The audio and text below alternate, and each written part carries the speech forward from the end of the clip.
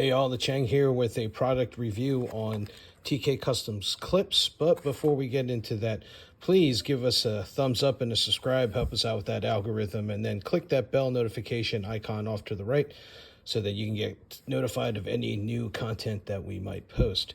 So let's get into this here. This is a product review and product comparison of these different types of speed loader or loading devices for a revolver. So these are clips. Yes, they are actually clips for a revolver. They are from TK Customs, as you can see up here. They sell them in packs of 10s. They are, I would suspect they're aluminum. I don't think that they're spring steel. Maybe someone can correct me if I'm incorrect. But very, very thin, as you see. And all they're designed to do is they're designed to fit around the rims of 38 Special / 357. And they're supposed to be able to allow you to go ahead and just drop them in fairly easily. And advantage when you unload, as you push the plunger down here, if you're pulling one out, you're actually getting all of them out. So it actually helps you unload faster. Whereas traditionally, if you have all your shells loose back here, if one falls, 3 or 4 of them fall out, 5 of them fall out, you may have that 6th one that doesn't fall out. It slows you down on your reloads. So that's the theory anyway. But let's get out to the range. I'll show you some times. I'm going to preface this by saying I am not a revolver expert. I love shooting revolver. I don't shoot them as much as I want to. But if you're expecting Jerry Mitchell-X speeds on the reload, you will be sorely disappointed. But here we go. Let's get out to the range.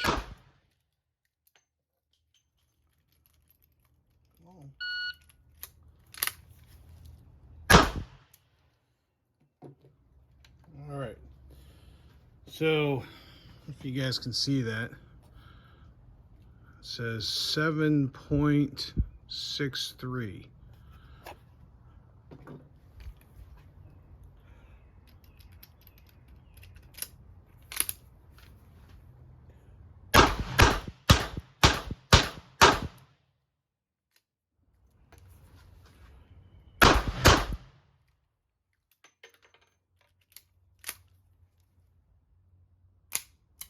I'm gonna go with Safariland loader now.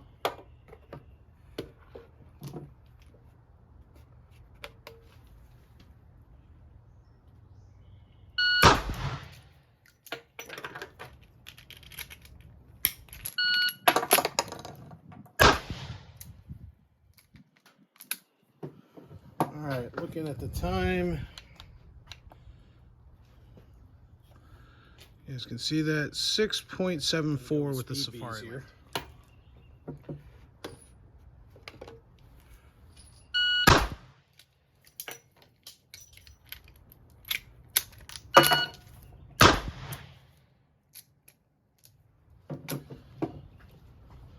Let's take a look at the time. 5.70. I don't know if you guys can see that. 5.70. All right, we're going to try the SKB, the traditional twisty kind of speed loader.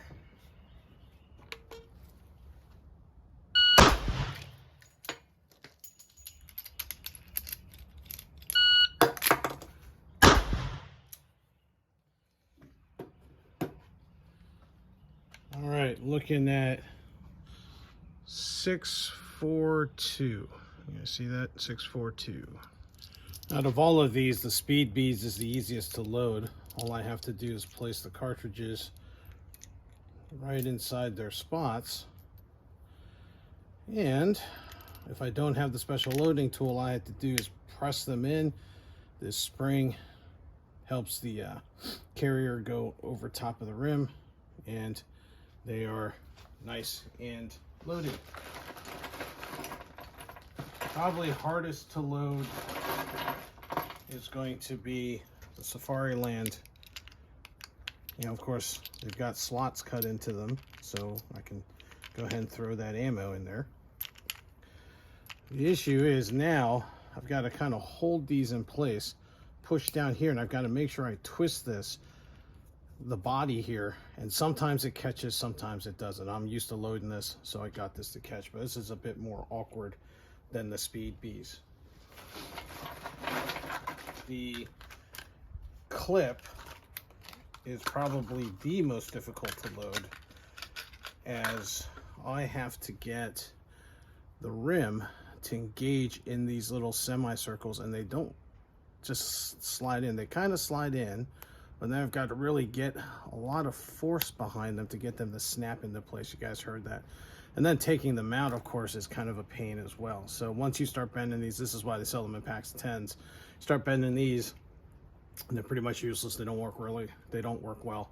So TK, the clips, even if they're not from TK, just clips in general, they make they're pretty flimsy, but in order to hold them, I've got to get that rim clipped into that place, into that little semicircle. So not as easy to load when you start getting multiples in here, and then definitely when you're done shooting, it's really difficult to take these out. They do sell a tool, so you may want to actually, if you are going to use these clips, recommend getting that tool. So I hope you found those results kind of interesting. My final thoughts here is I really like the Speedbeez. For me, it's just one quick motion. It's very, very natural. And these hold stiff enough that it's very easy to aim the cartridges into the cylinders.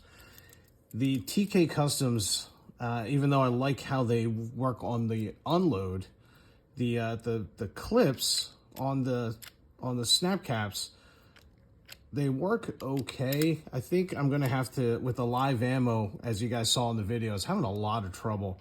So I'm probably gonna have to do a lot more dry work with these just to make sure everything is okay, that I can consistently aim these correctly and get them in. Otherwise, these, for how compact they are, if you guys look at the size or the height difference, you can see even with the SKs is tall. The Safariland isn't as tall. Of course, the Speedbeez is the tallest here. So for compactness, these are great, but as you saw in the video, I'm not real smooth with this, so I'm not sure how much I really like these. As you can see, as I'm doing this, even this is what happened with the live ammo. Because these can crush in, you see how they crush in like this? They don't really line up correctly. And you see here, I'm actually putting pressure to get that in. So for me, initial review is yes, they're good to work with. Yes, I recommend getting the actual cartridge removal tool. Taking them out one at a time, really bending these things kind of destroys them. So I see why they recommend getting the tool. For me, yeah, I'm going to keep working with them. But if you don't have the time per se, I would still recommend the Speedbeez. This does take a little bit of time to get used to. So there you go. Hope you found this helpful. If you did, please give us a thumbs up. Love to have you subscribe to the channel and click that bell notification off to the right there so that you can be notified of any other content that we might post. Stay safe, folks, and we'll see you out on the range.